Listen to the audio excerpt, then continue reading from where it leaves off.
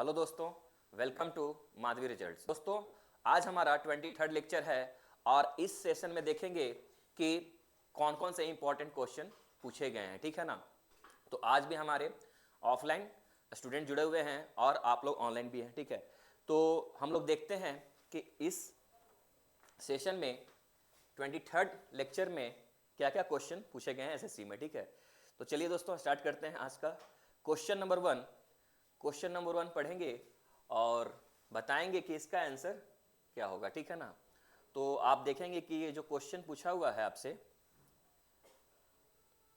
ये CHSL में पूछा है इन्होंने और 2024 और शिफ्ट 1 में क्वेश्चन पूछा गया आपसे। ठीक है ना। तो ऑफलाइन वाले स्टूडेंट भी देखेंगे क्या क्वेश्चन आपसे पूछ रहे हैं, ध्यान से पढ़िएगा। ठीक है ना। क्वेश्चन 1 पूछ रहे हैं हु हैज द पावर। ठीक है ना, देखना कीवर्ड्स पे ध्यान देना। पावर के बारे में पूछ रहे हैं, who has the power to regulate the rights of citizenship in India. ठीक है ना।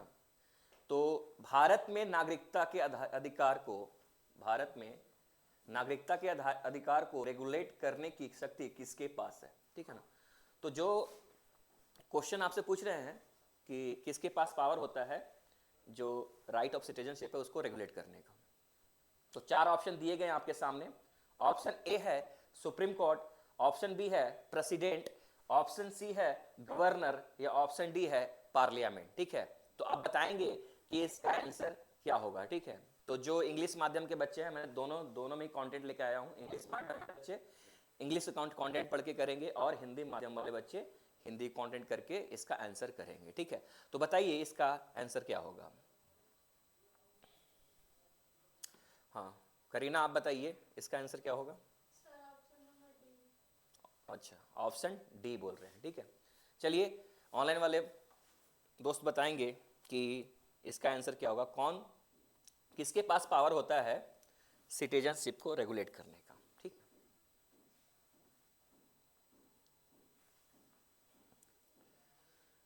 आई होप आपने भी किया होगा। ठीक है, और इसका राइट आंसर है, ठीक है, ऑप्शन डी पार्लियामेंट। ठीक है ना, पार्लियामेंट के पास होता के पास पावर होता है कि राइट ऑफ सिटीजनशिप को रेगुलेट करने का। ठीक है, और करीना आप सही थी। ठीक है, आपका आंसर सही है और मैं इसमें कुछ पॉइंट्स बताना चाहूँगा। ठीक है, आपको मालूम है कि सिटीजनशिप जो नागरिकता है,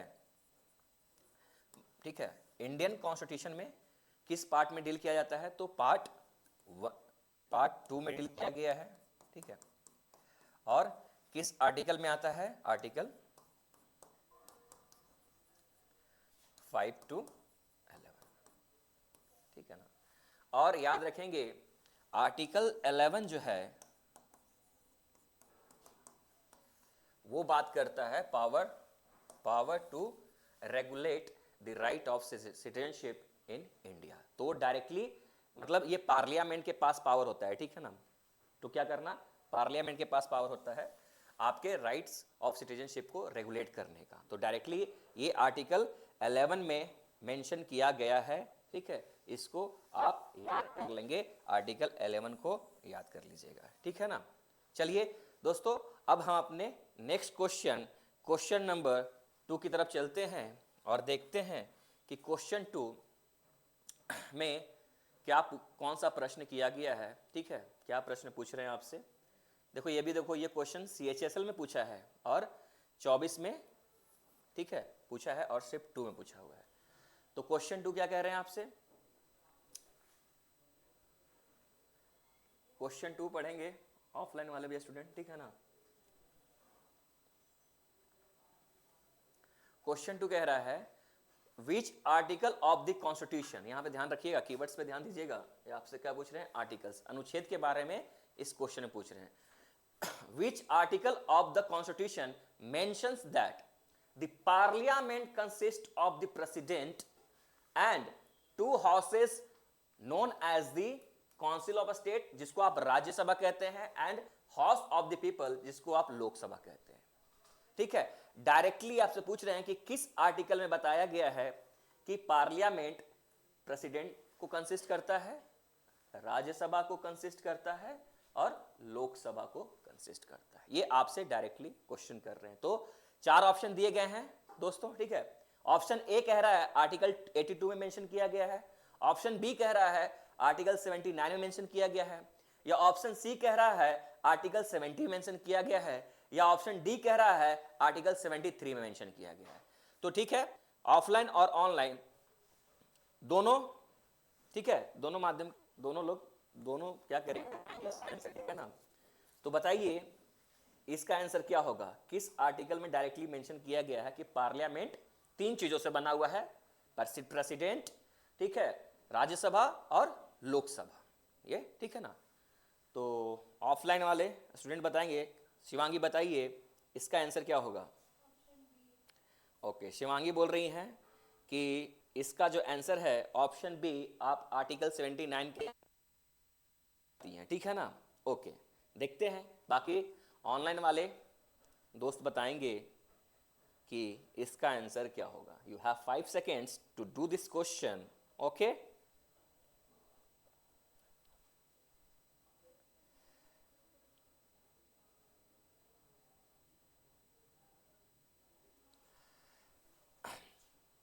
ओके, आई होप आपने इसका आंसर कर लिया होगा। और इसका जो राइट आंसर है, ठीक है, शिवांगी ने सही बोली थी, आर्टिकल 79, ठीक है ना। आर्टिकल 79 जो है option B is the right answer, ठीक है।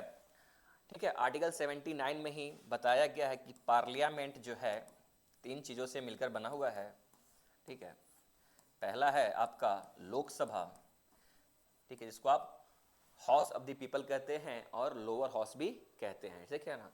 सेकेंड है आपका राज्यसभा, जिसको आप काउंसिल ऑफ स्टेट्स एंड इसको अपर हाउस के भी नाम से जानते हैं, ठीक है। नेक्स्ट है आपका प्रेसिडेंट, ठीक है ना। तो ये 3 चीजों से मिलकर आपका पार्लियामेंट बना हुआ है और ये आर्टिकल 79 में मेंशन किया गया है, ठीक है दोस्त।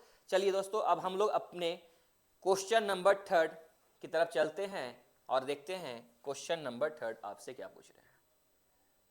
क्वेश्चन 3 को पढ़ेंगे, ठीक है ना, सारे स्टूडेंट्स पढ़ेंगे क्वेश्चन 3 को, ऑफलाइन वाले भी, ठीक है। क्वेश्चन 3 आपसे क्या बोल रहे हैं बालक, आपसे पूछ रहे हैं विच ऑफ द फॉलोइंग आर्टिकल्स, यहाँ पे भी आपसे अनुच्छेद के बारे में पूछ रहे हैं, आर्टिकल्स के बारे में पूछ रहे हैं, कीवर्ड्स को पढ़िएगा। Of the in the constitution of India provides what, protection to president, governor and राष्ट्र प्रमुख, ठीक है ना। तो आपके इस क्वेश्चन में जो हिंदी माध्यम के बच्चे हैं, ठीक है, बालक हैं, आपके लिए कंटेंट क्या पूछ रहा है इसमें क्वेश्चन कि भारत के संविधान में निम्नलिखित में से कौन सा अनुच्छेद राष्ट्रपति, राज्यपालों और राज प्रमुखों को सुरक्षा प्रदान करता है, ठीक है। तो 4 ऑप्शन दिए गए हैं, ठीक है। Option A article 361, option B article 352, option C article 370 या ऑप्शन डी आर्टिकल 356। बताइए इसका आंसर क्या होगा, ठीक है। कौन से आर्टिकल में बताया गया है कि प्रोटेक्शन दिया जाएगा किसको, राष्ट्रपति को, राज्यपाल को और राज प्रमुख को। हाँ सन्नी, आप आंसर करेंगे ऑफलाइन वाले, बताइए सन्नी। ओके, आपने बोला क्वेश्चन 3 का आंसर है ऑप्शन ए, ठीक है। देखते हैं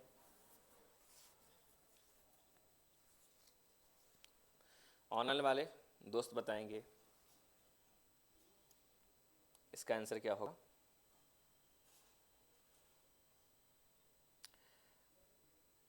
आई होप आपने इसका आंसर कर लिया होगा, क्वेश्चन 3 का जो आंसर है, ठीक है। Sunny, you are the right, option A आप सही हैं। आर्टिकल 361 में बताया गया है protection to president, governor and राष्ट्र प्रमुख, ठीक है। और बाकी आप आर्टिकल को देखिएगा, आर्टिकल 352 में क्या बात किया गया है शिवांगी, आर्टिकल 352 नेशनल इमरजेंसी के बारे में बात किया गया है, ठीक है ना।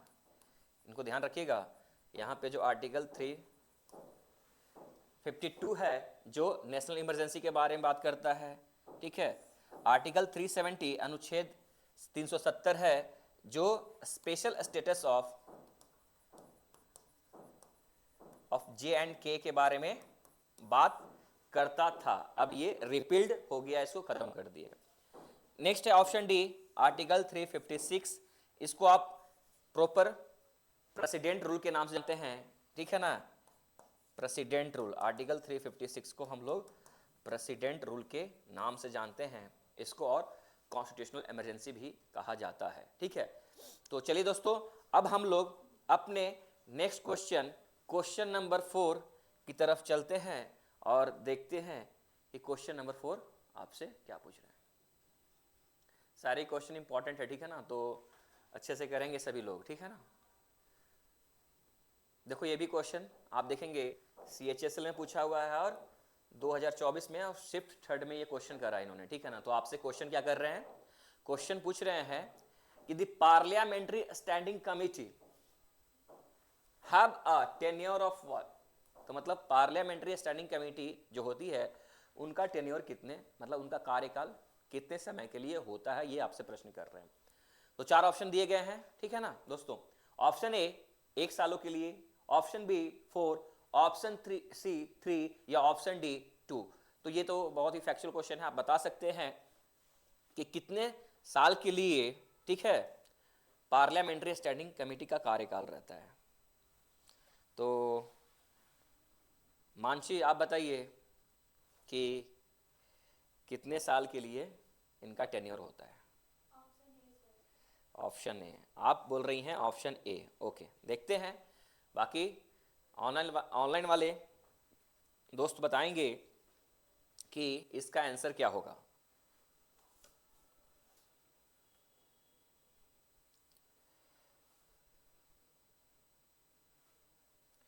आई होप आपने भी आंसर कर लिया होगा।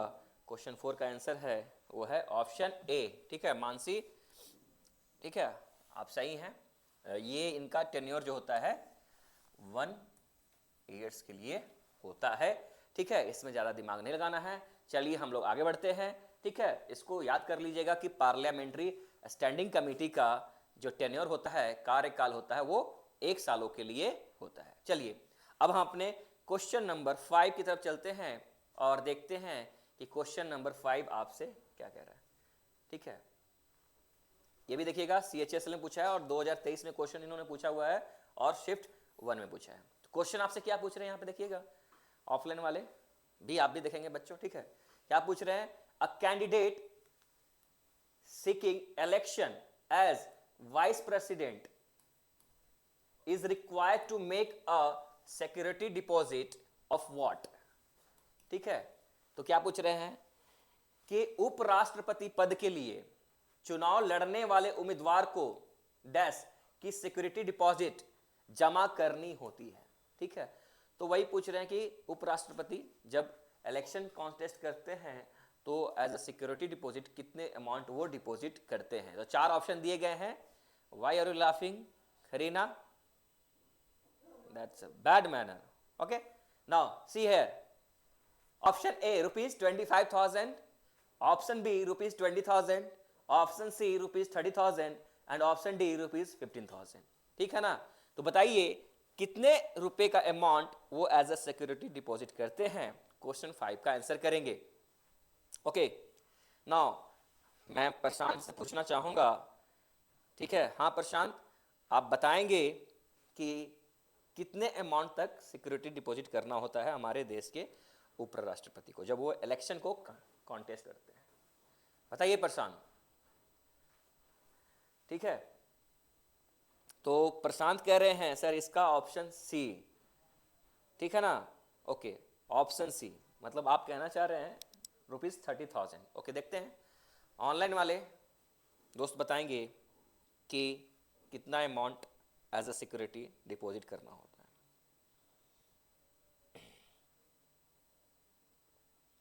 आई होप आपने कर लिया होगा, ठीक है। तो इसका जो राइट आंसर है वो ऑप्शन डी है, ओके। ऑप्शन डी 30,000 नहीं, कितना होता है ये, ₹15,000,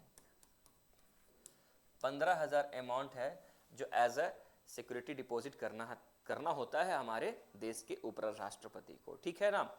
और ध्यान में रखिएगा कि आर्टिकल 63 जो है, आर्टिकल 63 जो है, ठीक है, ये वाइस प्रेसिडेंट के पोस्ट के बारे में बात करता है, ठीक है, mention the post of vice president के बारे में बात करता है आर्टिकल 63, ठीक है। चलिए दोस्तों, अब हम लोग अपने नेक्स्ट क्वेश्चन नंबर 6 की तरफ चलते हैं, ठीक है, और देखते हैं कि एसएससी ने क्या क्वेश्चन करा है। क्वेश्चन 6 देखिएगा, थोड़ा सा ये स्टेटमेंट में बड़ा है, तो क्वेश्चन को देखकर डरिएगा नहीं, ठीक है ना। तो क्वेश्चन को ध्यान से पढ़ेंगे आप लोग और इसको सही से करेंगे, ठीक है ना, अटेम्प्ट। चलिए, ये देखिए CHS ने पूछा है और 23 में पूछा और शिफ्ट 1 में क्वेश्चन करा गया है।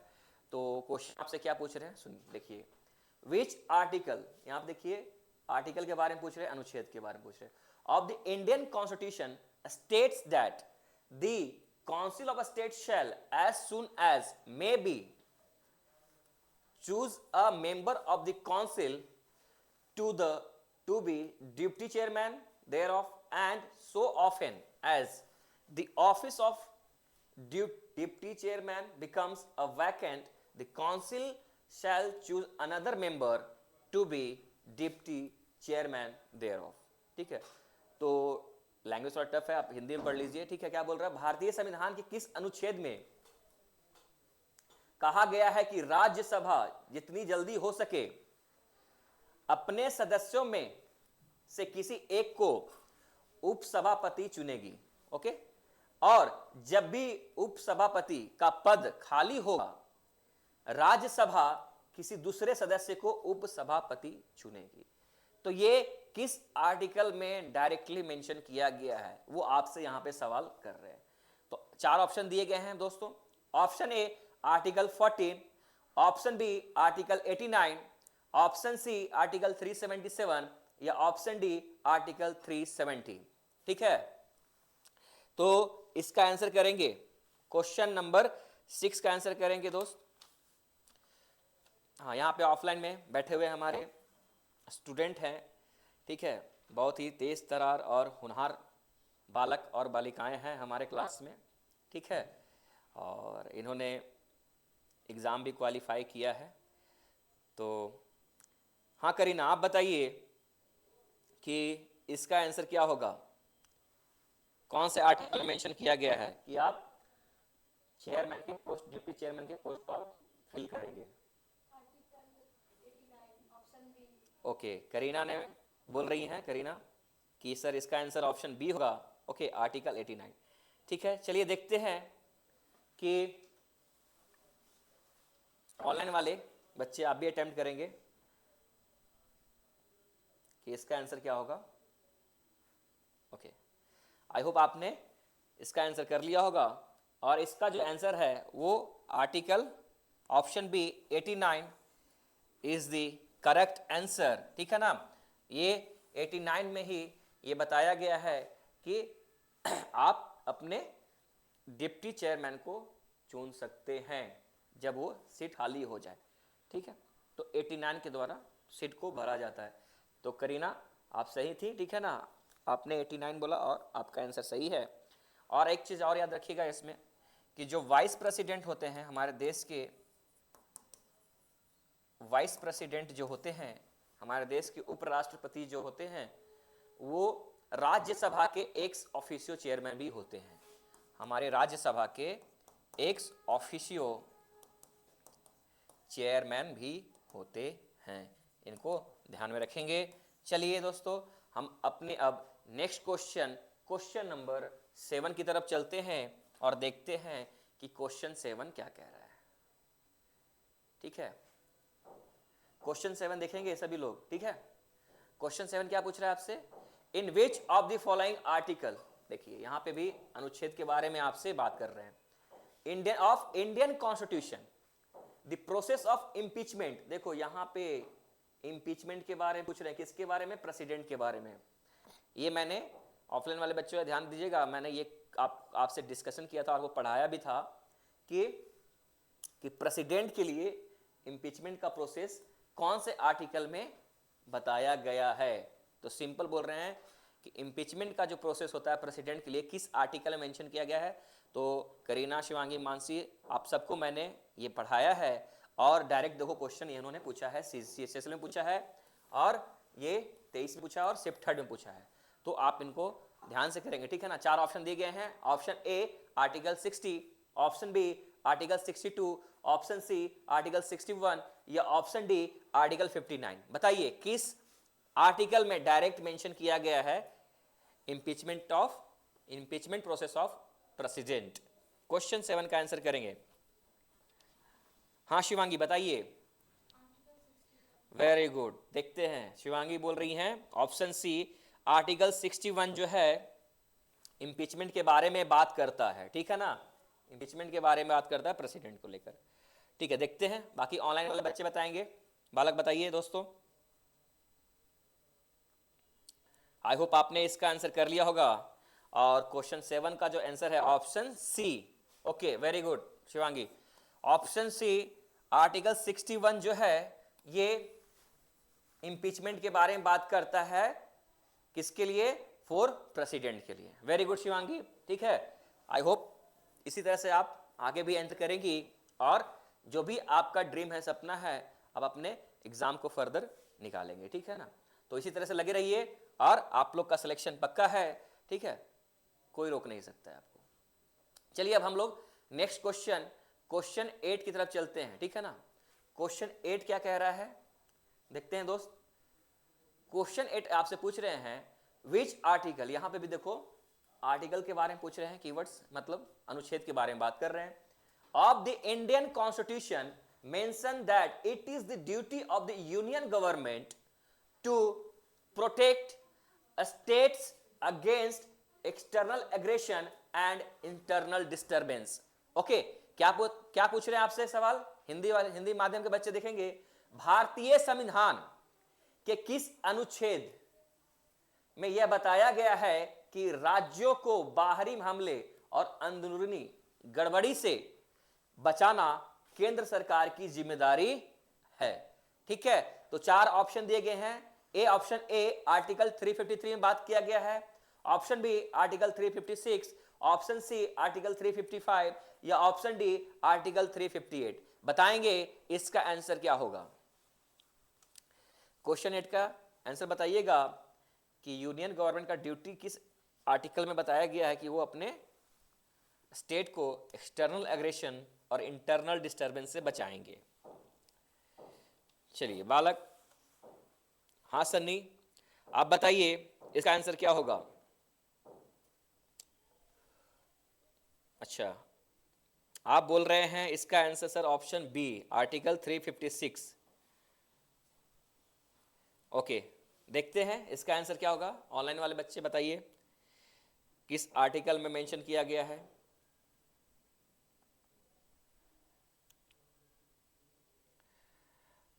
ओके, आई होप आपने इसका आंसर कर लिया। वो क्वेश्चन 8 का आंसर जो है वो है ऑप्शन सी, ठीक है ना। ऑप्शन सी आर्टिकल 355 में मेंशन किया गया है कि it's a duty of union government to protect from external aggression and internal disturbances. Okay, चलिए आप इसको याद रख लीजिएगा। नेक्स्ट क्वेश्चन देखते हैं, क्वेश्चन नंबर 9। क्वेश्चन नंबर 9 क्या कह रहा है बालक, ये भी देखो 2023 में पूछा है और CHSL में पूछा हुआ क्वेश्चन है और शिफ्ट 1 में पूछा है। क्या क्वेश्चन कर रहे हैं आपसे, विच आर्टिकल, यहां पे भी आर्टिकल्स के बारे में पूछ रहे हैं, अनुच्छेद के बारे में आपसे पूछ रहे हैं। Of the constitution of India provides for a council of minister with the prime minister at the head to aid and advise the president in the exercise of the president's function, ठीक है। तो भारत के संविधान का कौन सा अनुच्छेद राष्ट्रपति को उनके कार्यों को करने में सहायता और सलाह देने के लिए प्रधानमंत्री की अध्यक्षता में मंत्रिपरिषद का प्रदान करता है। तो इसको मैंने, जो भी यहाँ पे ऑफलाइन वाले स्टूडेंट है, मैंने आपको बताया है, ठीक है ना। ये मैंने आपको पढ़ाया है, तो ऑफलाइन वाले बच्चे इसको सही से करेंगे, ठीक है ना। 4 ऑप्शन दिए गए हैं। Option A article 77, option B article 74, option C article 71 या ऑप्शन डी आर्टिकल 72? बताइए किस आर्टिकल में मेंशन किया गया है कि जो काउंसिल ऑफ मिनिस्टर हैं, प्राइम मिनिस्टर, वो एड एंड एडवाइस करेंगे प्रेसिडेंट को इन the exercise of president function? तो क्वेश्चन 9 का आंसर करेंगे शिवांगी। अब बताइए किस आर्टिकल में मेंशन किया गया ये चीज? ओके, शिवांगी कह रही हैं ऑप्शन बी है सर, आर्टिकल 74। ओके, देखते हैं ऑनलाइन वाले दोस्त बताइए किस आर्टिकल में मेंशन किया गया है।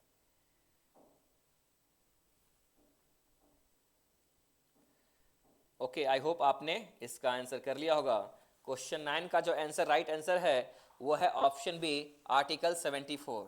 ठीक है शिवांगी, आप सही हैं। ठीक है, ये आर्टिकल 74 में बताया गया है कि जो प्राइम मिनिस्टर होते हैं हेड, वो किसको एडवाइस करेंगे प्रेसिडेंट को, किसके, उन्हीं के फंक्शन को एक्सरसाइज करने में। ठीक है, चलिए नेक्स्ट क्वेश्चन को तरफ चलते हैं। क्वेश्चन नंबर 10 जो इस सेशन का लास्ट क्वेश्चन होगा। ठीक है ना, और देखते हैं क्वेश्चन नंबर 10 आपसे क्या कह रहे हैं बालक। तो यहां देखिएगा, इन्होंने एमटीएस में पूछा है, एसएससी एमटीएस में पूछा हुआ है, और 24 में पूछा है, और शिफ्ट थर्ड में क्वेश्चन ये करा है इन्होंने। ठीक है, तो क्या पूछ रहे हैं आपसे कि the position of the president, ठीक है ना, यहां पे कीवर्ड ध्यान रखिएगा, प्रेसिडेंट की पोजीशन के बारे में पूछ रहे हैं। In the Indian political system is that what? ठीक है ना, क्या होगा? भारतीय राजनीतिक व्यवस्था में राष्ट्रपति पद का एक होता है, क्या होता है? ठीक है, तो 4 ऑप्शन दिए गए हैं। Option A dictator, option B nominal executive, option C real executive, या ऑप्शन डी किंग। ठीक है, तो बताइए हमारे देश के जो राष्ट्रपति होते हैं उनका पोजीशन क्या होता है? ठीक है, तो हाँ करीना आप बताएंगी इसका आंसर क्या होगा? Option B. ठीक है, देखते हैं कि ऑप्शन बी सही आंसर है कि नहीं। चलिए ऑनलाइन वाले दोस्त बताएंगे कि इसका आंसर क्या होगा।